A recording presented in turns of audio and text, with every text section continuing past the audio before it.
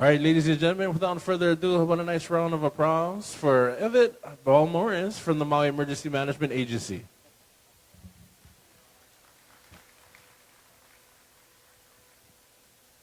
Aloha and good evening. My name is Everett Morris. I work at the Maui Emergency Management Agency. Administrator Josh Akinde could not be here tonight with us due to a prior commitment, so I will be facilitating tonight's meeting. On behalf of the MEMA staff, our county departments, and our partner agencies and organizations, we would like to wish you all a safe and enjoyable 2023 holiday season.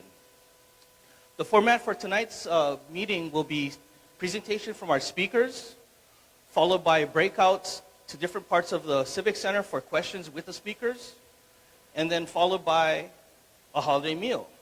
Okay. We would also like to acknowledge and thank Joey's Kitchen for providing the bentos for tonight's holiday meal, which is out the door to my right at the concession stand. I would like to bring up Mahina Martin for some opening remarks from the mayor's office. Aloha, everyone. Thank you for taking your time tonight. Good to see you again. Mayor Bisson, unfortunately, is at another event on the west side and unable to be here tonight. Tonight, you're going to hear our speakers give an update on the status of things. I did want to say that this next week and the following week, we will not have meetings, just so we can all have some time off and just kind of see you back in January following this one. And I know that emergency management has done a good job at keeping all the meetings here going. So we wish you well this week. We'll be here right after the meeting. We're not going anywhere as always. And we'll see you in a few weeks after that. I'm going to turn this back over to Everett.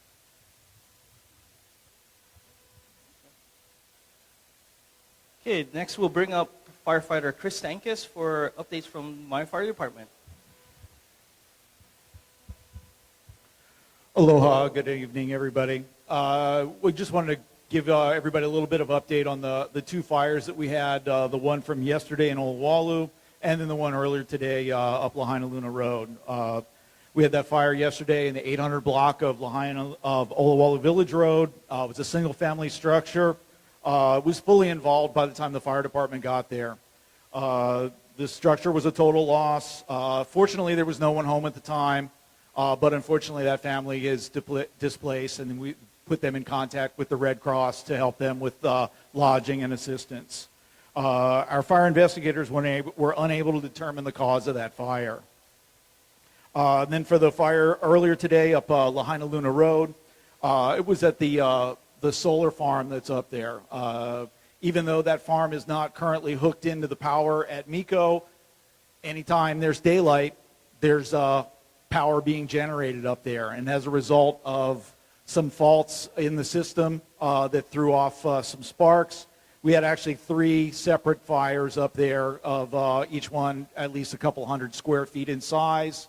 They were pretty quickly extinguished by the firefighters. They had that fire extinguished in about 18 minutes, but then stayed up there for another couple of hours, not only to make sure that everything was mopped up completely so we didn't have any potential hazards later in the day, but also it gave them a chance to have some communication with Department of Education folks, both the superintendent as well as the principals of the schools in the area, to assure them that that things were safe and that there were no ongoing or continuing threats to the student populations at those schools.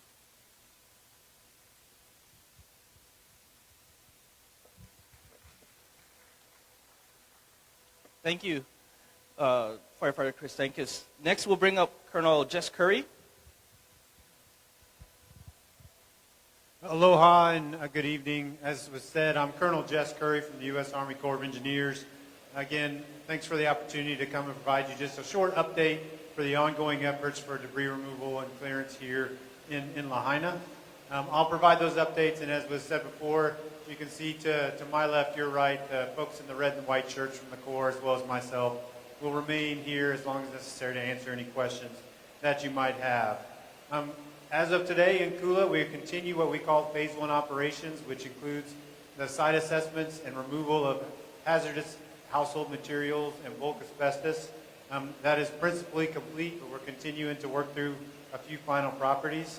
We're also working through removal of right-of-way vehicles, those vehicles that, again, were in the right-of-way. And to date, we've removed about 317 of those, and those continue to move forward.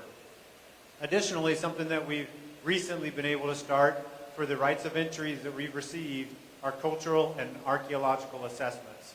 So our teams are making their way through those properties in order to do those assessments that will inform our efforts during phase 2 when we go back to actually remove the recyclables and remove the debris, and ultimately ensure that we take adequate care of your properties, what's precious to you, what's sacred to you, and ensure that all those things are treated respectfully. So those assessments are ongoing now, and again, we will continue to work throughout the debris removal process. Now, last week I talked a little bit about deferred properties, and I'll just rehash a bit of that just briefly. For those that have had their property deferred during phase 1, in other words, the EPA could not go into that property and remove the hazards due to safety reasons. So either there's structural things at that property, standing walls that are unstable, or other structural safety concerns, or there's trees and other things that are, again, make it unsafe to go onto those properties. Those were the properties that were deferred from phase 1, and ultimately provided those to the Corps of Engineers so we can address those during phase 2. Now, as we do that, again, the first thing we will do, we'll go in to make those properties safe. The key thing that residents want to know, obviously, is will you have the opportunity to go back after the property is safe and sift for your belongings and experience a reentry process similar to what was done for those properties that were not deferred? The answer is yes. We're working very closely with the county to determine how that will work, but it remain committed to ensure that once that property is safe and before debris starts being taken off of that property, you will have the opportunity to go in and sift and look for your valuables, look for your precious things there in your properties. And next, just real quickly mention rights of entry. As I mentioned, the Corps of Engineers has been receiving rights of entry from the County of Maui. To date, I know the county has received somewhere around 1,300, 1,400 rights of entry from this community. Of those, the Corps of Engineers has been able to receive about a quarter of those. I would say that for those of you that have not submitted your right of entry, we just strongly encourage you to ask the questions that you need to ask so that we can help you understand the process, and please fill out your right of entry as soon as you absolutely can. Now, that is part of our purpose here in the DRCs, our call center, and other modes of communication, is to ensure that you understand what the process is so that you can trust, you have that trust in order to sign the right of entry and give us permission to go on your property when the time comes to remove that debris. As you do that, I would also mention that of the ROEs that the county has received, there's a significant number of those that have been received but require additional documentation. So if you've started your ROE, again, we just ask you to ensure you finish it if you haven't turned in that additional documentation, because ultimately all that has to be complete before the county can finalize that and provide that over to the Corps of Engineers. As the Corps of Engineers is receiving those rights of entry, it's not only allowing us to get in and do those cultural assessments, but it's also allowing us to plan for the phase 2 debris removal. And clearly, the priorities for phase 2 debris removal will focus initially on life, health, and safety. So those neighborhoods, those properties that are closest in proximity to where we have to protect against either neighboring homes, other things that would be sensitive to the hazards that do remain within the debris. So that will be priority 1. From there, the second priority will be to focus on environmental impacts. And those parts of Lahaina that, again, if that debris were not to be removed, poses an increased risk to the environment. So those are the 2 initial priorities. Beyond that, we will be focusing on those areas where we have the greatest concentrations of ROEs. Ultimately, our contractor, I'm confident, will do an amazing job, just as they've done up in Kula. But again, for the operations efficiency, we will be focusing on those areas that have the greatest concentration of ROEs. So just encourage, again, everyone to ask the questions that you need to ask and have those conversations with us so we can help you understand everything you need to know about the ROE process, and then hopefully give you the trust that you can fill that out, get that in as soon as possible so we can plan for how we're going to get to your properties. Beyond that, the only other update I wanted to provide, a couple of updates I wanted to provide tonight. The temporary debris storage site is under construction in Oluwalu. I will again emphasize temporary, not to be confused with the final site. The purpose of the temporary debris storage site is to provide us as rapidly as possible a controlled area in order to take the uncontrolled hazards and get them into as quickly as possible. So that's the purpose, and that is under construction.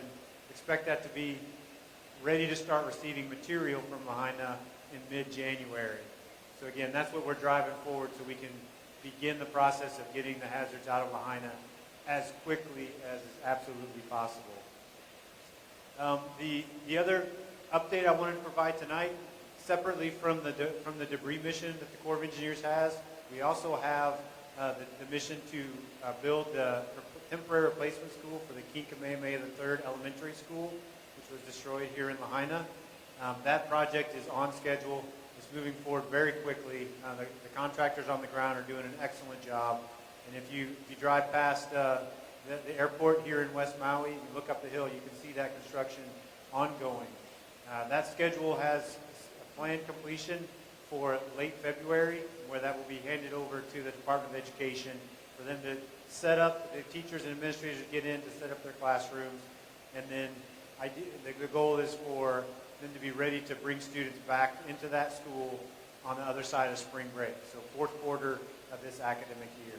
If you have questions about the temporary school, we do have personnel here as well that have a layout they can talk to you about what's going to be in that school. And again, very, very proud to be a part of that project that, again, is moving along very well. I'll close by, again, just thanking you for the opportunity to be a part of this, to be among you as we work to help this recovery effort move forward.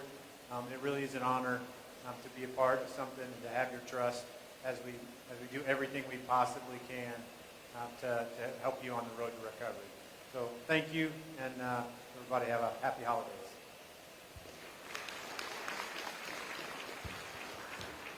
Thank you very much, Colonel Curry. Next, I would like to bring up Aaron Wade with information on the insurance on debris removal. Thank you and good evening. As Colonel Curry was saying, the process is moving along for cleanup. We do have a number of ROEs that have been received, and some of those don't have the full documentation. So I wanted to highlight the contact number. If you have questions about providing documentation, 808-727-1550 is the call center number where you can call to ask for assistance, getting documentation, whatever it is you still need. The Maui Recovers website also has a lot of information about, depending on what type of ownership structure your property has, what materials you might need to provide to validate that right of entry. The hot topic of the week has been insurance, so I'm going to follow Jordan Molina's lead from last week and share some frequently asked questions that we got this week regarding insurance. The first is, why do I need to provide my insurance information when I sign up for a government-sponsored fire debris cleanup? So the answer to that is, it is a FEMA-sponsored program, so all of the front-end costs are provided by FEMA. Ultimately, though, because it is a federally funded program, the Stafford Act applies, which means you can't get a duplication of benefits, meaning it's kind of like you can't double dip. You can't get a free cleanup and then also get the insurance money for that cleanup. So that's the reason that we do require the insurance information. After the cleanup is complete, The county will be providing an invoice that states what the share is being asked for of your insurance. It is not your full insurance payout. It is just whatever it says in your insurance that is associated with debris cleanup specifically. There will be policies that are a lump sum. So let's say, you have a lump sum payout. You will need to contact your policy holder to find out what is the percentage or the specific dollar amount that would be assigned for debris cleanup. So make sure you stay in touch with your insurance agent for that information. If I still have cleanup to do after the Army Corps finishes their work, meaning like if there's activities on the property that is ineligible, maybe it's fencing or something you still want cleaned up, can I use my debris removal insurance funds to finish cleaning my property before the county sends an invoice? The answer to that is yes. So if you have if the Army Corps comes and does the cleanup and there's still some things you need cleaned up, you can hire someone to do that work, get it cleaned up, save your receipts, contact your insurance company, and let them know I have these eligible costs that for debris cleanup, and that will come out of whatever's left. So if you had, just by example, you had a $10,000 debris removal line item, and then at the end of the cleanup, you still had some fencing and other things that you wanted cleaned up, that cost you $3,000. That $7,000 is all that's eligible out of your policy, not your rebuild funds. Those are not eligible to be requested. And then finally, how will I know when and how much of my insurance will be paid back? So after the full cleanup mission is complete, the Army Corps will be providing back to the county a property by property accounting of how much it costs to do the cleanup. We will then notify the property owner of what that was and be asking for the debris removal amount. Just, for reference, the preliminary average cost per lot of cleanup in Kula has been over $250,000 a property. For those Kula properties, they do not owe that amount. They only owe what is specific in their insurance policy for the cleanup. So just to be clear, that's about what it's costing to complete the mission in Kula. It's costing more than that. So as you're thinking about next steps for your property, keep that in mind. If you go with the alternative program, it's certainly going to be around that or more is the expectation. So just wanting to provide that information, and we'll be here afterwards for questions if you have any. Thanks.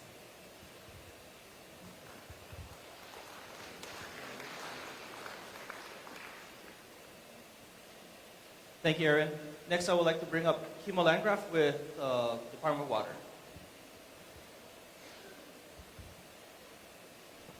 Good evening, everybody. Kimo Landgraf, Deputy Department of Water. So this is a couple of updates from last week. So this past Friday, December 15th, we amended the UWA for Area 4B, which is the area behind Gateway. This week, Friday, the 22nd, we'll be amending the UWA for Area 4C, which is the cannery area. This past Monday, the 18th, we completed taking all the samples from Area 4D. Yesterday, they were shipped off to California for analysis. So we expect to receive the results next week sometime, and depending on what we get, we may have to cut service laterals. We expect all of that work to be completed, and we'll be amending the UWA for Area 4D and 4A the first week in January. So that's all I have for now. Thank you. Thank you, Kimo. Next, I would like to bring up Mary Simpkins with the American Red Cross.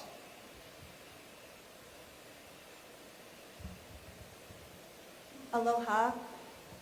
First, I'll share the numbers from the American Red Cross Temporary Emergency Sheltering Non-Congregate Program. Our overnight numbers, 6,163 clients, 2,554 households. That's 454 pets. And today we served 6,190 meals.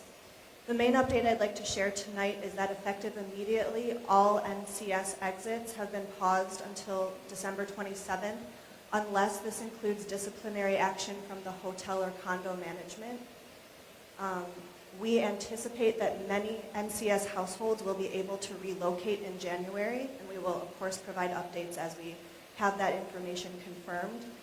We continue to work with partners to make sure that those who lived in the burn area and were directly impacted by this disaster will have housing solutions to go to when it is time for them to exit our temporary emergency non-congregate sheltering program. We are making good progress toward this, and we will continue to work hard to provide compassionate care and make sure that residents in Red Cross shelter sites have as peaceful of a holiday season as possible. I will be available after this to answer any questions. I want to say mahalo for your time, and it's an honor to serve this community. Thank you, Mary. Next, we'll bring up Kathy Ho, Dr. Kathy Ho with the Department of Health. Aloha, everybody. My name is Kathy Ho. I'm with the Department of Health. I don't have a lot to update you on, but we did get the third readings from the, last week I reported that we got some air results from Kula, our air testing. We got the results again for the third week, and that week is from November 23rd to the 29th. We're reviewing it, and it will be on our website. We suspect that it's going to be the same as it was the 2 previous weeks, which is no asbestos, and the heavy metals were below the screening levels. As Colonel Curry mentioned, as they ramp down in Kula, the Department of Health will be taking some of the purple sensors and EBAMs and moving them to Lahaina so that we can test you can better see the air quality on fire.airnow.gov. Currently, we have 66 purple air sensors on Maui and Lanai, 25 purple sensors in Lahaina, and 6 EBAMs, 25 in Kula, and purple sensors, and 6 EBAMs in Makawao, Kula. And we are looking if anybody would like a purple sensor in their home or near their home. We're happy to install one. All we need is electricity and Wi-Fi. I'll be in the back if anybody has any questions on that or want to sign up for a purple sensor. The Department of Health is also assisting the county in the safe drinking water teams, and our wastewater team is in discussions for wastewater systems to serve as temporary housing for approximately 200 units. We sent a team out from our Clean Water Branch to look at the BMPs, and we will be reporting on that. That's all I have to report, but if anybody has any questions, I'll be in the back. Thank you. Thank you, Dr. Ho. We'll bring up Mr. Bob Fenton with FEMA. Well, thank you. I want to talk a little bit about update on housing. $40 million provided to individuals thus far by FEMA, another $282 million by SBA to individuals, residents, and businesses impacted by the fire. And then as far as rental assistance, we provide rental assistance to over 3,000 people right away at the beginning, almost 4,000 I think is what we're up to now. It was 2 months initial rental assistance. You could come back in and ask for additional rental assistance. The program goes 18 months from the August date, which would be to February 2025. And that rate is at 175%. So we're starting to see people do those applications to ask for additional rental assistance. Make sure that if you need help, you can come here to the Recovery Center and get help. But the next 3-month increments is at 175%. We also have individuals that are unable to use their rental assistance that are displaced from their rental property or their home because it was destroyed or major damage. And we're providing some type of direct housing assistance, meaning that we're providing housing to them. We have leased 358 units so far, so we're starting to pick up the lease on units, which is good news. We've leased 50 households in right now to those units, and we'll be leasing more in. Some of them come online mid-December, end of December, early January, but as they come online, we will be leasing households into those units. And we're also looking at building a temporary site where we'll put up somewhere between 150, maybe plus or minus units to add additional housing either on the west side or somewhere in central Maui. We're trying to look at a couple different alternatives, hopefully to make that decision this week and start that process. One of the things I wanted to talk about is for those that have alternate living expense, you're insured, part of your insurance policy has alternate living expense. Typically, that's a lump sum or a time limitation for that. So maybe 6 months, maybe 12 months, maybe a certain sum. If that runs out and your home was destroyed in the fire or received major damage, you could still come back into FEMA and ask for direct housing. So just be aware that as you're using that rental, alternate living expense from your insurance company, as it will take time to remove the debris, time to rebuild, and we want to help those that are in that situation. Lastly, one of the things we've been doing to increase the number of units is we've been working into the vacation rental market, and you've probably maybe seen that on the news. One of the things that the mayor and the council did was a tax exemption, which has helped bring more units to us to rent. Tomorrow we'll host an industry day over at the Westin from 9 to 3:30. We're focusing on trying to appeal to property owners and apartment managers to help support those that have been displaced by the fires.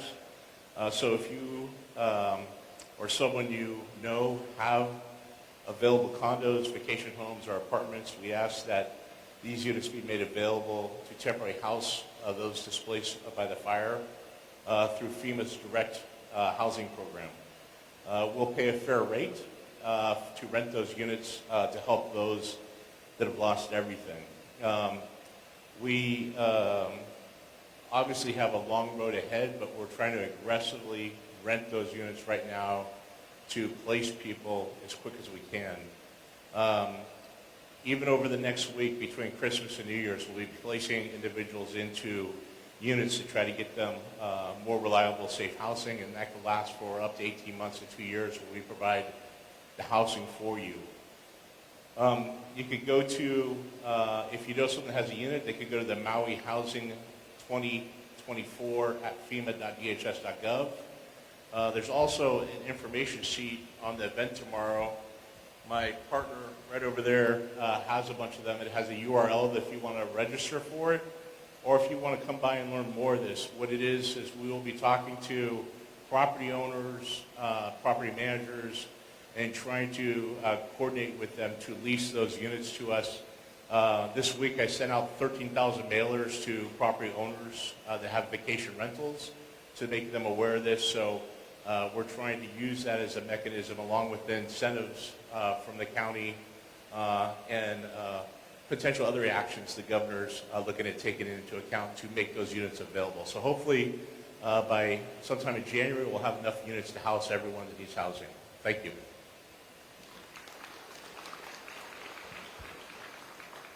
Thank you very much, Mr. Fenton. Next, I would like to bring up Mr. Kim Ball from the Mayoral Advisory Committee.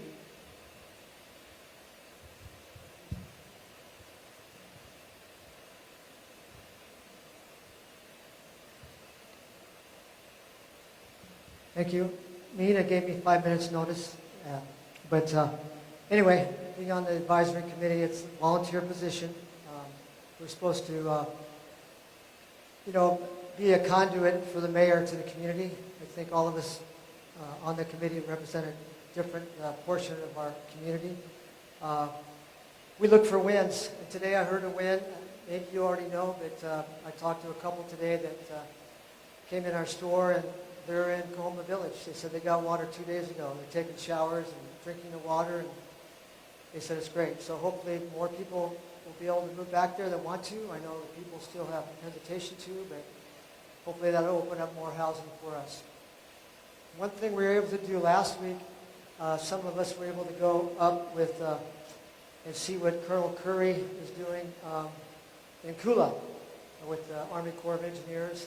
And I got to tell you, it's pretty impressive. I mean, that is hard.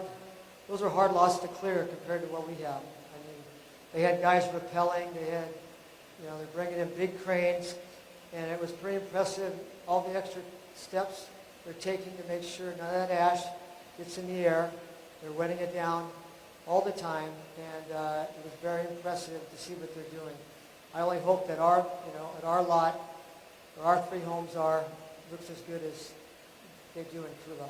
And they aren't finished, but the finished lots we saw are pretty impressive. So thank you, Colonel, and all your guys that are working out there.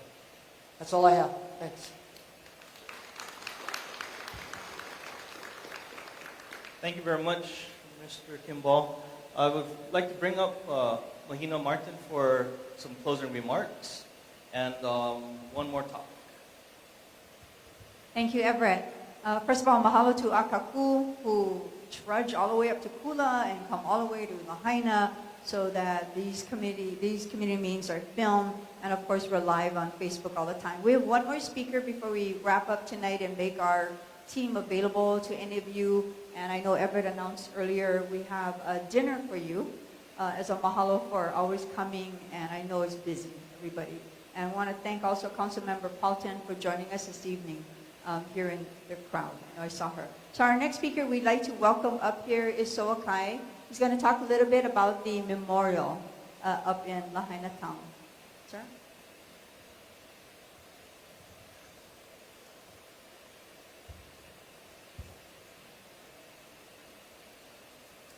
Hello everyone, my name is Sokai Taufo, and I am responsible for our Lahaina Fire Victim Memorial, and also I am a caretaker. I was hoping that the mayor here and all our leadership here, so we can hear, this is a part of our healing process. I've been talking to all those people, they have members they lost in the fire. And that location, that's what they want. And they think that's the right spot for them. Because every time when they leave the town or come in, you have a chance to say their little spiritual secret saying to them. They're saying hi and say hello. These are the people, they never have a chance to say goodbye to us. These are the people, they have their journey cut short. This is not the way they left us. But we're here, and I have become a new member of this club here, and we're here to work with the county and the landowner to see if we have a chance to purchase this strip of land to make it happen as a park, memorial park for our loved ones. I'm going to pass the mic here to Nancy, that she's going to talk a little bit more about how we're going to join in with the county. Thank you. Thank you. I'm Nancy Montoya with the Rotary Club of Lahaina Sunset, and our Rotary Club, along with the Rotary Clubs of Hawaii, would like to support the Lahaina community in the Memorial Park here in Lahaina. Right now it's above the bypass. A lot of the members of those families believe that's where it should stay. We don't know where it's going to end up, but there is land available there.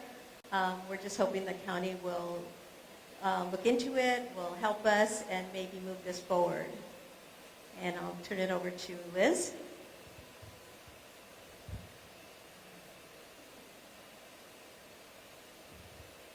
Hello. My name is Liz May. I'm with 5A Renespace. I am also a member of the Rotary Club of Lahaina. And Rotary has partnered up with Maui, the County of Maui, also Malama Maui Nui. We are mostly known for doing Third Saturday recycling. We're a good nonprofit community organization to do good in the community. We do believe that the memorial, where it is right now, would be a great place. I live in Kahului. I drive that every day. And to me, it's a symbol of what happened and how we can make this better. And we all need to remember that. That's all.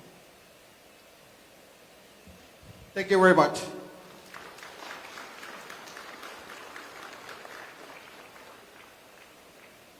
All right, folks, that's our program for tonight. I want to thank everyone for coming out to the meeting tonight. And please go to the different areas of the Civic Center and meet with organizations and the speakers and ask your questions. But also, the meal is, like I said, bentos are out the door to my right at the concession stands. There's also water for you folks. So thank you very much and have a great holiday season.